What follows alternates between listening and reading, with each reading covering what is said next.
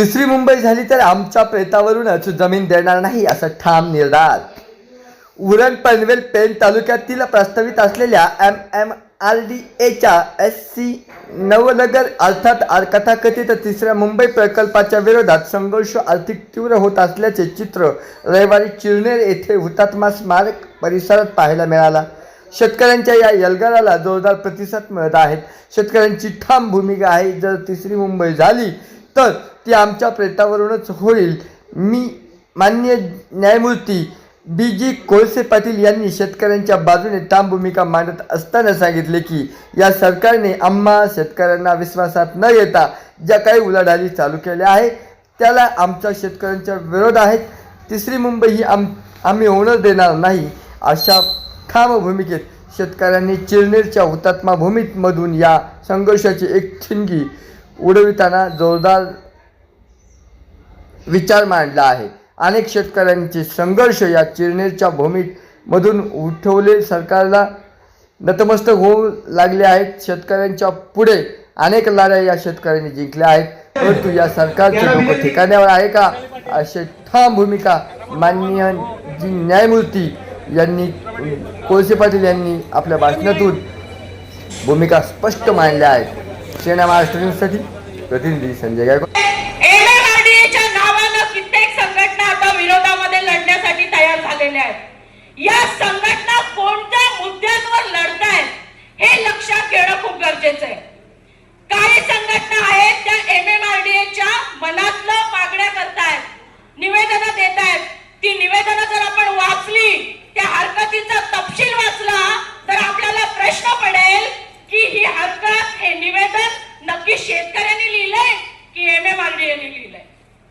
कारण जिथे विरोधच दिसत नाही, हे द्या आणि आमची जमीन द्या असे लोक हा संघर्ष करू शकतात का?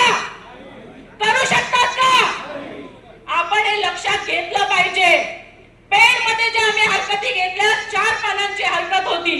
आमच्याकडे रिटायर्ड जज ज्यांनी सेटच्या विरोधात सुद्धा आंदोलन केलं आणि ते यशस्वी केलं, अशी सगळी अनुभवी मंडळी 15 दिवस रात्रंदिवस कायद्याचा अभ्यास करून या सर्व मंडळींनी जी हरकत तयार केली, त्यातला फक्त एक मुद्दा त्या अहवालामध्ये होता, बाकी एकही मुद्दा नव्हता. 200च्या आसपासच्या सेवा नाही,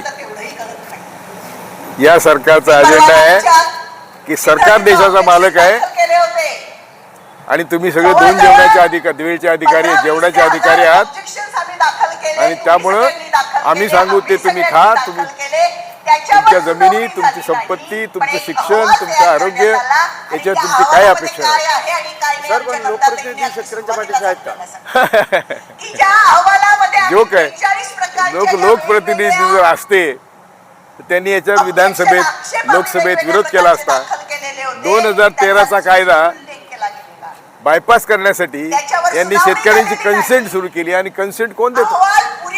कन्सेंट पहिल्यांदा दलाल देतात आणि नंतर शेतकऱ्यावर ते लादल्या जातात. त्यामुळे कन्सेंट खोटी आहे.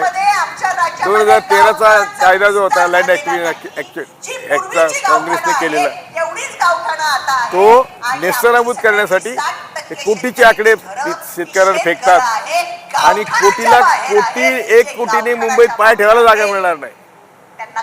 त्यामुळं आणि 22.5%, 12.5%, आतापर्यंत 12.5%चा रिझल्ट काय आहे? तर 12.5% जमिनी अगोदर बिल्डरनेच विकत घेतल्या आणि या शेतकऱ्यांना पैसे दिले. त्या 12.5% त्याला मिळालं काय? तेच 22% होणार आहेत. त्यामुळे आम्हाला आमचं राहिलं पाहिजे. तुम्ही जिथे जागा मोकळीचे ते मुंबई करा, आम्हाला उद्ध्वस्त करून मुंबई करू नका, एवढीच आमची मागणी. शेतकऱ्यांचं काय सुद्धा होणार मरेपर्यंत त्यांनी जर मला साथ दिली तर मी इथं मरायला तयार आहे. त्यांनी साथ दिली नाही तर मी एकटा मरून काय करू?